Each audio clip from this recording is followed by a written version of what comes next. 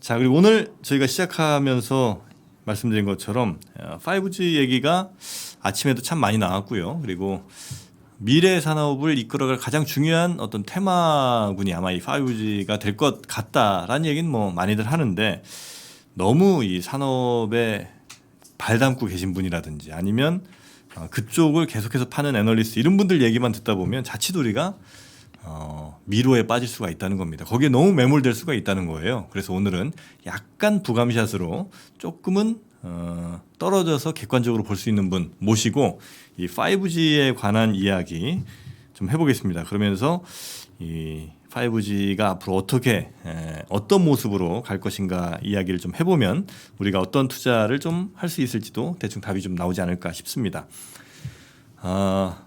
우리 5G 또 취재를 많이 하신 중앙 이코노미스트의 김유경 기자님 나오셨습니다. 반갑습니다. 네, 안녕하세요. 네, 우리 김유경 기자님 예전에 그 만화 중에 네, 그 힘 좋은 남자 나오는 만화가 있었습니다. 뭐 어떤 만화죠? 제목이 갑자기 생각이 잘 안 나는데 그 성인 만화긴 하거든요. 예, 그래서 이렇게 튼튼하게 생기신 분 나오고, 제 말을 좀 잘못 꺼낸 것 같은데 하여튼 그 만화에 그 주인공 같이 생기셨어요. 네, 저 칭찬으로 이해하겠습니다. 칭찬이 당연히 만찢남 그 만화를 찍고 나오신 것 같은 그런 느낌입니다. 네, 감사합니다. 예, 그래서 우리 누들누들 맞습니다. 누들누들. 누들누들. 예, 거기에 보면 이렇게 양영순 작가님의.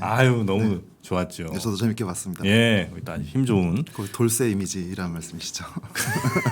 예, 돌쇠처럼 아주 묵직한. 예, 그래서 한번 취재를 딱 한번 시작하면 끝까지 밀고 나가는 이런 모습 제가 좀 기대를 해보겠습니다. 예. 우리 김유경 기자님은 농담 잘 안 좋아하시니까 어떻게 받아쳐야 될지 몰라서. 알겠습니다. 네. 자, 그러면 오늘 김유경 기자님과 함께 네. 이 5G 관련된 얘기를 좀 해볼 텐데요. 네. 5G는 뭐 4G보다 훨씬 더 빠른. 네. 그렇죠, 당연히. 그래서 이제 뭐가 좀 달라질지를 뭐 이런저런 예상들을 많이 하시는데, 뭐 게임을 스트리밍으로 한다든지 영화도 뭐 어디 저장받는 게 아니라 그냥 실시간으로 본다든지, 아니면 뭐 5G 자동차 같은 것도 뭐 실시간으로 막 통신을 하면서 자율주행 같은 걸 한다든지, 뭐 대략 이런 정도 우리가 이해하고 있거든요. 네, 제가 처음에 5G를 이제 테마로 꺼낸 이유 중에 하나가요. 네. 지난번에 CES 끝나고 자율주행 자동차라든가 뭐 신산업에 대해서 너무 장밋빛 전망이 많이 나오는 것 같아서 네. 당장 뭐 내년 내후년쯤에 이게 현실화될 것처럼 많이들 보도가 되고 해서 근데 저는 그 앞단에 이건 5G 통신망이라든가 인프라가 먼저 전제되지 않으면 그런 미래 산업은 좀 현실화되기는 데가 시간이 걸린다라는 취지로 일단 5G를 네. 테마로 들고 왔고요. 일단 말씀하신 대로 5G는 일단 빠르고 그다음에 많고 그다음에 지연이 적은 통신을 얘기하고요. 공식 용어로는 IMT 2020입니다. 예전에 IMT 2000이라고 혹시 기억나실런지 네. 모르겠는데 그 국제 전기통신연합 ITU라는 곳에서 지정을 합니다. 그럼 네. 각 국가 회원사별로 뭐 5G망은 언제 깔자, LTE망은 언제 깔자 이런 식으로 협의를 하는데, 일단 정의상으로는 그 20GBps 속도로 20GBps라면 초당 20기가비트를 속도의 네. 그 데이터를 주고받을 수 있는 통신망인데요. 일단은 지금 LTE보다는 한 20배 정도 빠르고. 그럼 LTE가 한 1기가쯤 됩니까? 예, 그렇습니다. 네. 그다음에 LTE에 비해서 한 20배 가량 빠르고, 그다음에 100배 용량에, 그리고 지연 시간이 10분의 1. 이게 파장이 초고주파를 이용하기 때문에 굉장히 많은 데이터를 빠르게 전송할 수 있는 네. 통신망이고요.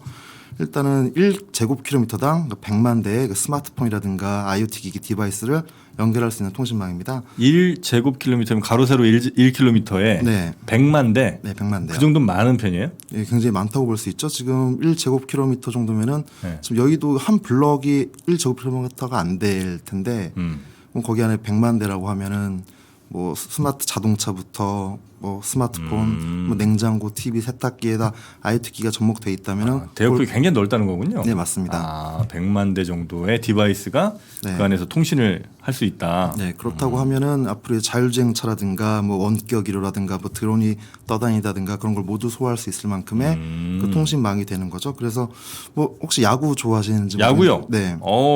안 좋아합니다. 안 좋아하시면 요즘 야구 보면은 네. 이렇게 홈플레이트에서 주자가 들어올 때 포수가 터치를 했는지 안 했는지를 네. 이제 그 부감샷으로 찍는 게 아니라 여러 가지 각도로 수십 대의 카메라가 동원이 돼서 그걸 입체형으로 입체 영상을 보내주는 서비스를 그래요? 하거든요.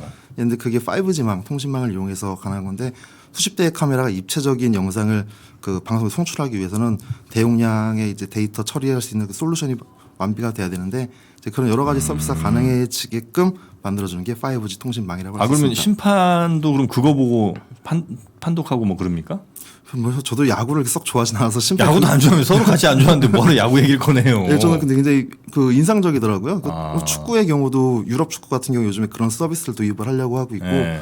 왜냐하면 실제로 심판이 보지 못한 부분을 시청자들에게 보여줄 수 있고 또 다이내믹하고 역동적인 모습을 보여줄 수 있기 때문에 네네. 그런 서비스를 좀 많이 방송사에서 많이 시행하고 있습니다. 김희경 기자님이 좀 기분 풀으셔야 될 게 김래원 닮았답니다. 예, 우리 저 청취자분들이 네. 김래원 닮았다고 난리예요 지금. 감사합니다. 예, 김래원입니다. 네, 네. 과찬의 말씀입니다. 자 이제 다시 한번 5G를 가겠습니다. 네. 그런 것들을 이제 5G 망에서 한다. 뭐 그럼 이제 말씀하신 것처럼 5G 망을 이제 잘 까는 게 중요하다 이건 거죠? 네, 맞습니다. 근데 우리 5G 망을 꽤 깔지 않았습니까? 아직 한참 부족하고요. 예. 이게 5G망이 이게 크게 주파수역들 두 가지를 사용하는데 네. 3.5에서 5GHz 네. 망과 28GHz 이상급 초고주파 영역대를 사용하고 있는데 네. 일단은 고주파 영역대로 들어왔다고 해서 아직 혹시 스마트폰 5G인지 이제 LTE인지는 잘 모르겠지만 네. 좀 5G 쓰고 있는데 인터넷 잘 안 될 때가 많아요. 5G 폰이에요 지금? 네, 그거 한참 싸게 팔 때 사셨죠? 네 맞습니다. 네, 그때 저렴하게 샀는데 지원금 엄청 나왔었어요. 네 맞습니다. 근데 이게 통신망이 아직 구축이 잘 안 됐기 때문에 네. 5G망 그 중역대 2.5에서 3.5GHz 네. 통신망에서 활용하다가 그 망이 닿지 않는 곳에서는 LTE로 전환하게 돼 있어서 네. 지금 굉장히 인터넷이 느려요. 그래서 사실 그럼 LTE 때보다 더 느립니까? 아니면 그 정도는 아니지만 기대만큼 아니라는 거예요? 체감상으로는 LTE 때보다 느린 것 같습니다. 아 그래요? 네. 아, 왜 또 끊기거나 뭐 전환되는 뭐 네, 이런 전환되고 것도 하면서 있을 수 데이터가 다시 있으니까. 오고 가는데 속도가 더 걸리다 딜레이가 생기다 보니까 이게 느리고 네. 그래서 아직까지는 좀 시간이 좀 걸릴 것 같고요. 음. 그래서 뭐 일단은 지금 망 자체는 일단 기지국 같은 경우에 아직 10만 개를 좀 못 깔았는데 네. 일단 2022년까지 일단 30만 개 정도를 깔아야 되는 상황이고 이게 의무 설치 기준입니다. 정부에서 통신 3사에 30만 개를 깔아라. 일단 의무 설치 기준을 줬고요. 일단 10만 개 정도 깔았는데 10만 개 갖고는 아직은 사실 턱도 없이 부족한 상황이고 10만 개 깐 이후에도 네. 그건 30만 개 의무 사항이기 때문에 네. 그 그 외부 도로나 도로망이라든가 이런 데에서만 설치되는 거고 그 의무 설치 이후에는 네. 건물 안이라든가 실내 공연장, 네. 도서관 이런 내부에 설치해야 되기 때문에 그 5G망 설치까지는 좀 시간이 좀 걸릴 것 같아요. 아, 그러면 계속해서 그 중계기 같은 거는 앞으로도 끊임없이 계속 달아야 되겠네요. 당분간은. 예, 맞습니다. 아직 20만 개를 일단 기본 의무 설치해야 될 게 20만 개 더 남았고 그 이상으로 실내에 깔려면 턱신 어디가 만듭니까, 그거는? 그거를 제가 지금 말씀드리면은 아, 이제 찾아볼게요, 그러면. 네. 알겠습니다. 네. 아, 그렇게 깔아야 되는 게 일단 기본적으로 많이 있고. 네. 예, 그다음에요? 그래서 우리나라는 근데 그나마 5G가 다른 나라보다는 조금 더 빠른 편이죠? 네, 좀 빨리 한국이 지금 세계 최초 상용화 국가로서 그렇죠. 이제 작년 네. 5월에 서비스 시작했으니까요. 네. 근데 뭐 중국이나 미국 같은 경우는 아직까지는 미미한 상황이고 네. 일단 G20 국가라고 하면은 대부분 다 5G 그 상용화 서비스 시작했는데요.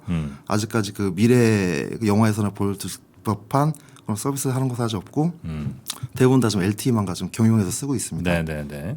그러면 앞으로 몇 년 정도 후면 우리나라는 5G가 다 깔리고 그다음에 뭐 일본이나 뭐 웬만한 선진국들은 거의 다 깔리는 수준이 되려면 어느 정도 혹시 뭐 업계에서는 예상하고 있습니까? 일단 그 에릭슨에서 자료 조사를 해봤는데요. 네. 그 2020년에 5G망 사용자가 7,200만 명, 그다음에 2022년에 6억 2,700만 명, 그다음에 2024년에 17억 9,300만 명 정도를 보고 있어요. 2024년. 4년. 네, 그러면 그때 한 18억 명 정도 되니까 그 정도는 돼야 되겠네요. 그 정도는 돼야지 좀 영화에서나 볼 법한 혹은 정부에서 기대하고 있는 여러 가지 5G망 서비스를 좀 제공할 수 있을 것 네, 같습니다. 한 3년쯤 남았군요. 네, 그래서 3년도 더 걸릴 수도 있고요. 사실 이게 계획대로 되는 건 아니니까요. 아, 그래요? 네. 그보다 빨리 되기는 쉽진 않겠네요, 그죠? 네, 아무래도 그렇죠. 근데 일단은 뭐 미국 변수라든가 여러 가지 있겠지만은 일단 2024년은 돼야지 5G망 서비스가 본격적으로 나올 것 같고요. 네. 그래서 지금 현재는 사실은 LTE망과 크게 다를 바는 없습니다. 네. 아, LTE만과 크게 다를 바 없다. 네. 자, 그러면 우리나라가 어쨌든 5G를 세계 최초로 네. 상용화를 했다는 그래도 타이틀을 좀 갖고 있는데 네. 이거는 의미가 있습니까? 아니면 그냥 기분 내기 정도입니까? 근데 이게 상징성 측면에서도 뭐 한국이라는 IT 강국이 5G 최초 상용화라는 그 브랜드 가치도 있지만은 네. 그 김대중 대통령 시절에 이제 우리나라 김대중 대통령께서 네. 산업은 뒤져도 인터넷 뒤지지 말자라고 맨날 강조를 하셨었거든요. 근데 그 이후에 좀 변화를 좀 이렇게 다시 반추해서 생각해 보시면 네. 이게 이 아마존이 미국에서 서비스가 확대되기 전에 한국에는 이미 옥션이라는 서비스 그 온라인 이커머스 회사들이 많았었어요. 그다음에 그 MMORPG 게임 중에 그 월드 오브 워크래프트라는 그 미국 블리자드에서 만든 게임이 있는데 와우. 네, 와우라고 네. 하죠. 와우가 나오기 전에 우리나라는 이미 리니지라는 게임이 이미 MMORPG 시장을 장악하고 있었거든요. 네. 그 말인즉슨 그 인터넷망이 깔리면 그 산업이 발달을 하고 거기에 맞는 트렌드가 형성이 되고 거기에 맞는 이제 월정의 문화라든가 그런 것도 거기서 파생된 거 아닙니까? 게시판 문화라든가 인터넷 문화 여러 가지 네. 한국이 최초로 그런 게 조성이 됐고 그러니까 세계적인 트렌드보다 사실 한국이 3, 4년 정도 빨랐거든요. 네. 그래서 5G망 역시 그 한국이 먼저 깔리고 나면 한국에서 비즈니스 모델이 먼저 나오고 실험적인 서비스가 먼저 나오고 그러면서 글로벌 트렌드를 주도할 수 있다라는 게 이제 5G 전문가분들의 말씀이시고 그러면서 이제 한국이 그 트렌드에서 앞서갈 수 있으면 네. 사실 그 싸이월드 같은 경우도 세계 최초의 SNS라고 부르는 게 사실 페이스북보다 4년 정도 빨리 나왔지 않습니까? 네. 뭐 그 너무 빨랐을지는 모르겠지만 그런 서비스들이 세계 최초로 등장할 수 있는 게 한국의 그러니까 우리가 빨리 하면 뭐예요? 다 저 열매는 저 미국이 다 따먹는 것 같은데 이게 예를 들면 뭐 싸이월드도 그렇습니다만 무슨 옥션이나 이런 저 인터넷 쇼핑몰 엄청 빨랐잖아요, 우리. 네. 근데 다 미국이 지금 장악하고 있는 거 아닙니까? 예, 그럼에도 불구하고 한국이 그나마 그거를 해야 이 사실 저는 가끔 그런 생각이 듭니다. 그 네. 만약에 스마트폰을 애플이 만들지 않고 예컨대 뭐 비하는 아니지만 네팔의 작은 전자회사가 만들었다고 치면 그게 사실 서비스 확장성이 있을까 혹은 제품의 판매력이 있을까라는 생각은 들어요. 아. 그러니까 한국이 갖고 있는 태생적 한계 때문에 사실 네네. 서비스가 나아가지는 못하겠지만 한국이 이런 트렌드를 만들고 주도할 수 있고 거기서 한국의 영향력을 좀 입지를 좀 굳힐 수 있는 그 네네. 계기가 될 수 있지 않을까. 그리고 실험적 시도를 먼저 해보는 게 중요한 거죠. 한국에서 문화나 그 트렌드를 주도하는 게 중요하고 네. 최근에 이제 유튜브 방송이라도 보면은 한국 분들이 굉장히 한국 유튜버들이 굉장히 많이 선전을 하고 있고 먹방이라는 트렌드도 만들어냈고 이게 다 그런 데서 비롯됐다고 생각을 합니다. 네. 그래서 5G망 역시 5G망을 통해서 한국의 그 5G망 서비스라든가 컨텐츠가 등장하기 시작하면은 거기 트렌드가 한국이 먼저 좀 선점할 수 있는 그런 기회가 되지 않을까 싶습니다. 아, 그러고 보니까 지금 엉덩이 탐정님도 그러시지만 저도 싸이월드에 뭐 많은 돈은 아니지만 그래도 노래 몇 곡은 좀 샀거든요. 네. 근데 그거 이제 다 날아간 거 아닙니까? 네, 다 없어졌죠. 아, 이거 좀 저 도토리를 꽤 많이 샀는데. 아, 도토리. 네. 도토리가 한 개 100원인가 그랬잖아요. 네, 맞습니다. 예. 우리 저 기자님은 저 게임은 많이 하세요? 네, 게임 한동안 많이 했죠. 뭐 주로 뭐 하셨습니까? 저 아까 와우 많이 했습니다. 블리자드 게임 많이 했죠. 아, 거기서 레벨이 이렇게 좀 높은 편이었어요? 아유, 저 꽤 높았습니다. 네. 요즘은 안 하시고. 네, 안 한지 게임 안 한지 좀 오래됐고요. 왜요? 그 뭐 바쁘다 보니까 안 하게 된 경우도 있고 결혼한 뒤에 뭐 못하는 경우가 생기지 않습니까? 아, 저 또 갑자기 또 눈밑이 조여오네요. 그 블리자드 게임이 한창 그 유행할 때 네. 그때 아마 제 나이 또래는 아마 다 많이들 즐겼을 겁니다. 블리자드 게임은. 아, 그렇죠. 저는 이제 사실 게임에 워낙 이제 좀 뭐 젬병이라고 그러나 하여튼 게임을 잘 못해요. 네. 그럼에도 불구하고 스타크래프트는 제가 컴퓨터와 1대1 대결은 이길 수 있습니다. 네. 네, 웃으시는데 주변에서. 예, 그리고 저 포트리스 잠깐 했어요. 포트리스.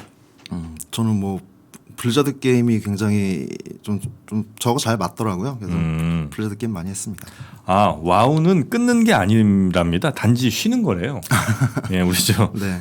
청취자분이 아, 와우는 끊을 수가 없는 거다. 네, 쉬고 있습니다, 저도. 네. 그런 게임들도 근데 이제 스마트폰 혹은 뭐 이동하면서 만질 수 있는 디바이스에서도 실시간으로 다른 사람들과 계속해서 할 수 있는 네. 게 이게 이제 또 5G. 예, 맞습니다. 그 클라우드 게임이라고 지금 구글에서 스타디아라는 서비스를 작년 11월에 시작을 했는데요. 네. 이제 클라이언트 그 프로그램을 스마트폰에 설치하지 않고 실시간으로 그 구글 서버에 접속을 해서 그 실시간으로 다른 유저들과 같이 즐길 수 있는 게임 환경을 제공을 하고 있고요. 네. 근데 이게 과거에는 3G 때 LTE 때는 이 용량 자체가 그 전송할 수 있는 용량 자체가 한계가 있었기 때문에 그래픽도 좀 떨어지고 네. 사운드도 좀 떨어지고 그 많은 사용자들이 동시에 접속하면 이게 운영할 수 없는 환경이었는데요. 5G망에서는 이게 한 10,000명 정도의 사용자가 동시에 접속을 해서 게임을 즐기고 그래픽도 이제 플레이스테이션 같은 고사양 게임기에 뭐 견주어도 뭐 뒤지지 않고 네. 그 정도 환경에서 많은 사용자들이 참여할 수 있고 이제 그러다 보면 앞으로 트위치 같은 이제 동영상 서비스와 연동을 해서 네. 실시간으로 그 BJ와 게임 유저들이 같이 즐기는 그런 문화도 앞으로 생길 수 있죠. 그럼 이제 우리나라 기업들 가운데는 그 상황에서 제일 괜찮을 만한 기업이 뭐 있습니까? 게임 회사? 한국에서는 게임 회사 아무래도 뭐 NC 소프트라든가 NC 소프트도 지금 그런 쪽으로 서비스 준비 중인 걸로 우리나라 알고 게임 회사가 여전히 그 경쟁력이 꽤 있습니까? 그렇게 또 쉽게 말씀드리기 어려운데 모바일 쪽은 중국으로 이미 많이 넘어갔다고 보는 게 맞고 모바일은 중국으로 넘어갔고. 네. 그다음에 PC 게임 같은 경우는 아직 경쟁력이 있고 네. 이제 글로벌로 아직 승부해볼 만합니다. 아 그렇습니까? 네. 게임 회사 그리고 또 뭐 유명한 업종이 뭐 있을까요? 자꾸 주식적으로 아니 그러니까 몰아가시는 것 같은데 그뭐 어떤 업체를 제가 뭐 여쭤보는 건 아니고 이제 유명한 업종들은 있을 거 아니에요. 어떤 산업군. 네.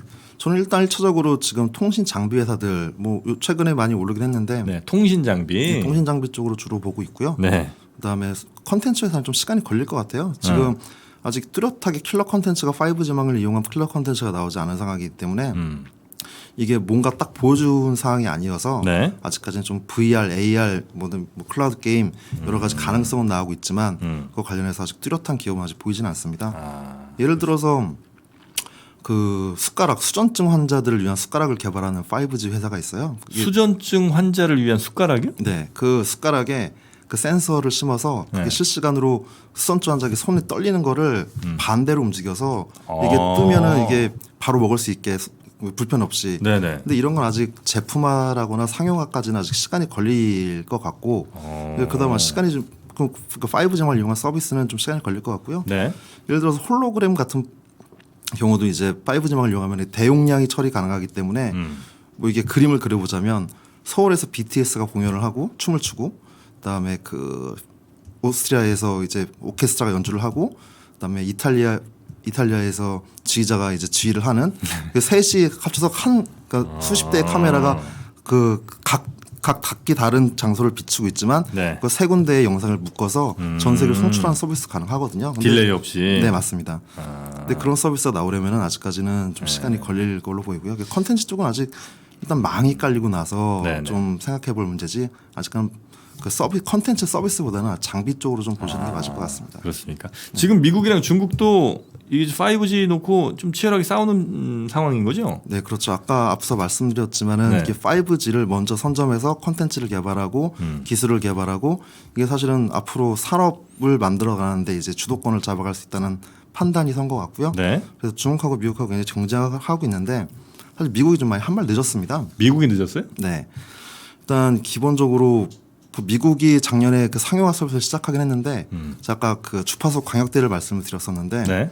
지금 세계적으로 글로벌리 그 중역대 그 3.5에서 5GHz 정도의 이제 주파수 역대를 사용하고 있는데 네. 대부분의 모든 나라들이요.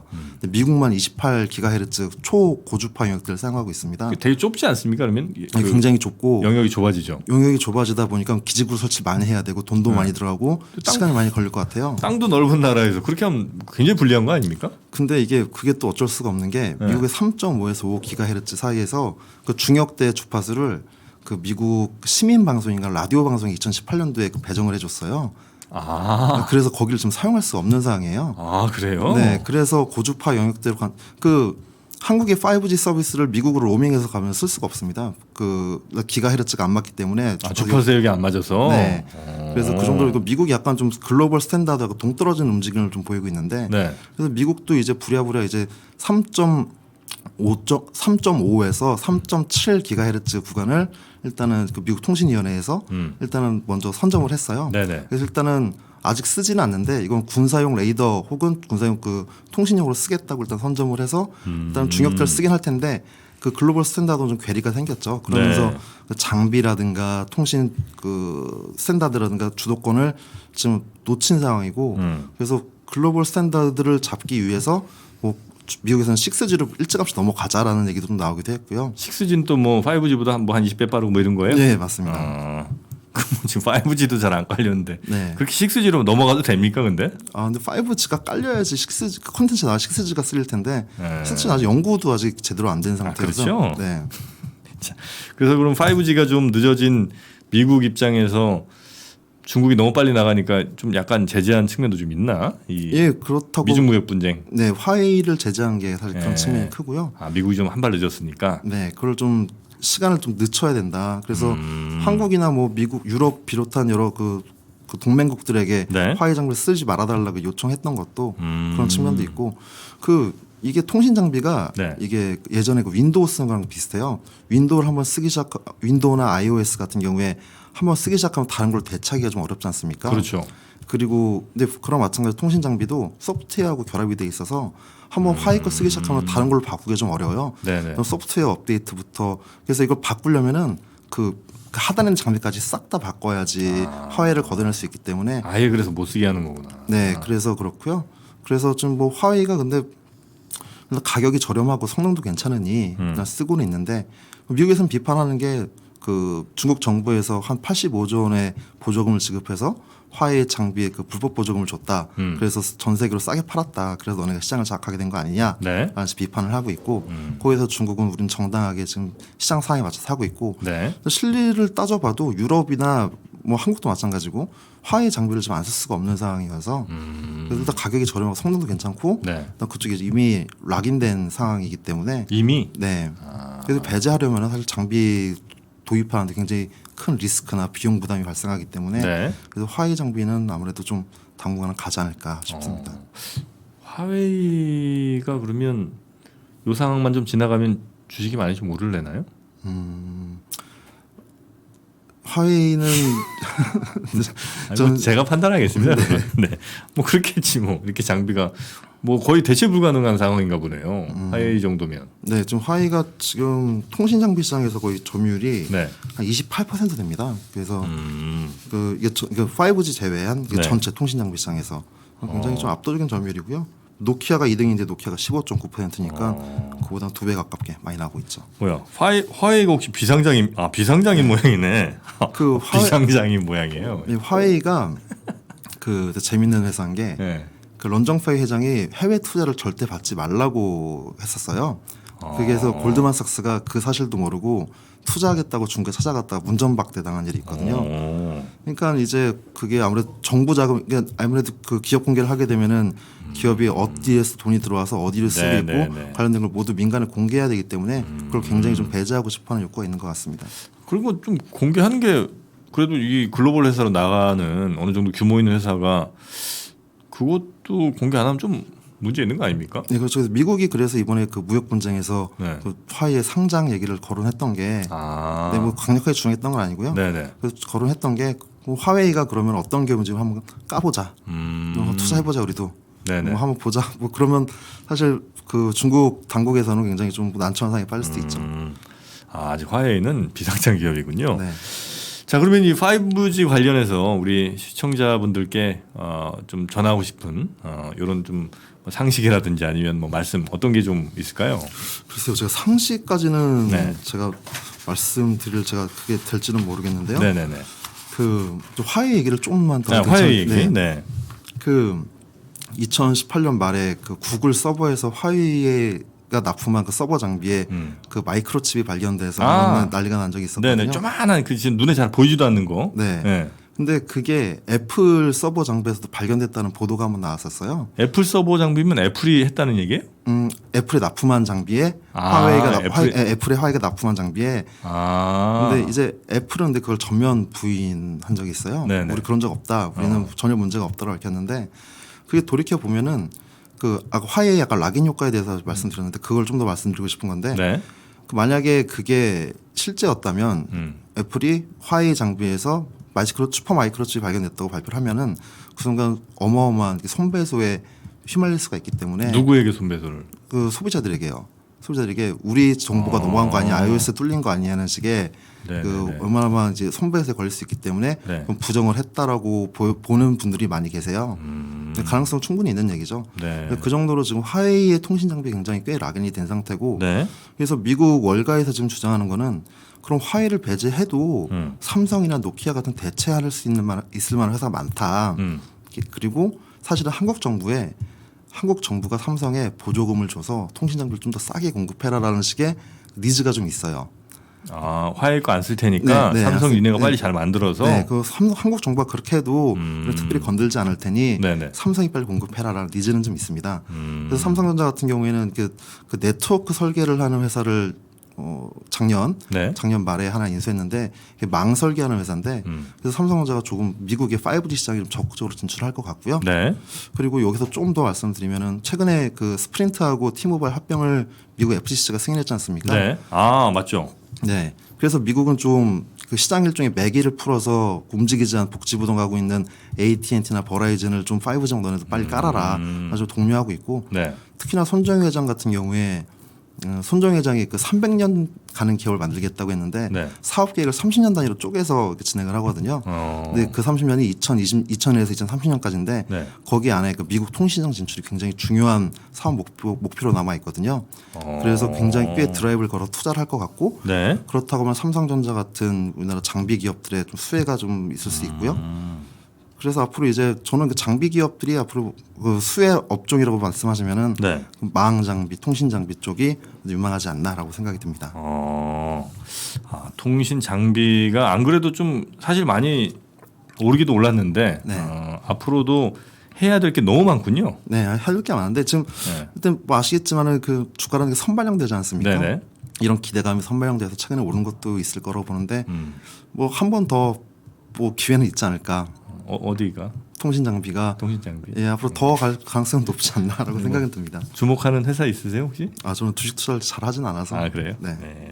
그 장비 쪽이 앞으로도 꽤 많은 가능성이 좀 열려 있다. 특히나 화웨이가 이런 제재 대상이 되고 미국이나 뭐 다른 선진국도 약간 좀 배제하려는 모습이 있다면 네. 더더욱 우리나라 장비 회사들이 가능성이 좀 열려 있다. 네, 그럼요. 그 유럽의 노키아라든가 뭐 한국의 삼성전자, 뭐 에릭슨 뭐 굉장히 기회가 있다고 봐야죠. 단가만 조금만 더 잘 맞출 수 있다면. 네. 알겠습니다. 그 T모바일이랑 스프린트는 그래서 결국 그냥 뭐 문제 없이 합병 어떻게 되는 거예요, 그냥? 네, 합병 이대로 더 이상 이제 반대하는 사람이 없기 때문에 네. 그동안 이제 뉴욕 법원이라든가 반대를 해왔는데 크게 문제는 없을 것 같고요. 일단은 두 회사가 이제 일단 미국 통신위원회에서 2023년까지인가요? 그 전국의 5G망을 99% 깔아라 얘기를 한 상태고 그거를 지키지 못하면은 수십억 달러의 벌금을 물겠다라고 이게 조항을 맺은 상태예요.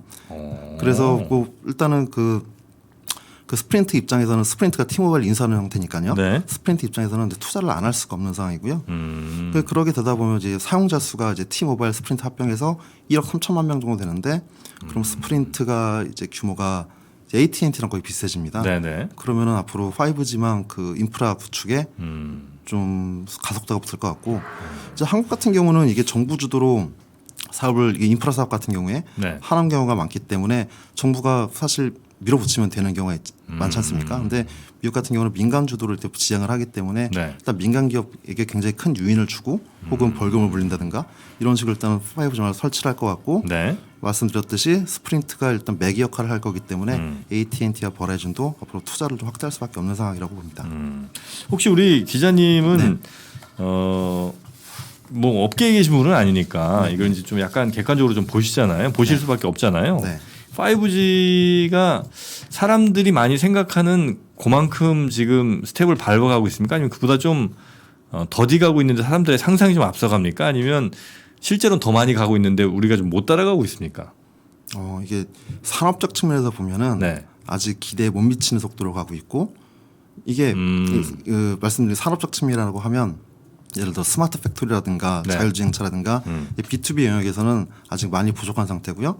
사실 사용자 수준에서 보면은 사실 사용자 수준에서는 이게 서비스가 네. 아직 없는 서비스이기 때문에 아직 체감이 안 되긴 해요. 그래서 나는 빨리 자율주행차를 타고 싶어라고 생각을 한다고 해도 네. 내가 체험해 보지 못한 서비스이기 때문에 또 급진적인 변화라든가 5G망이 아직 그 서비스에 대해서는 아직 체감을 못하는 것 같고요. 네. 그래서 그런 측면에서 보면은 지금 뭐 순서에 맞게 가고 있다. 일단 인프라부터 설치가 돼야 되니. 네. 근데 뭐 기업들 입장에서는 5G망이 빨리 깔려야지 이것도 해보고 저것도 해보고 스마트 팩토리도 이것도 도입해 볼 텐데 아직 못하는 상황이어서 좀 아쉬움이 있을 것 같습니다.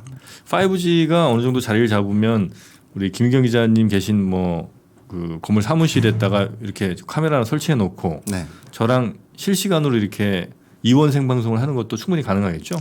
지금도 그건 가능하긴 하지 않나요? 지금도요? 약간 근데 시간 딜레이가 시차가 좀 있죠. 네, 그래서 그 아까 말씀드린 것처럼 이게 5G망의 가장 큰 특징 중에 하나 초저지연성인데 네네.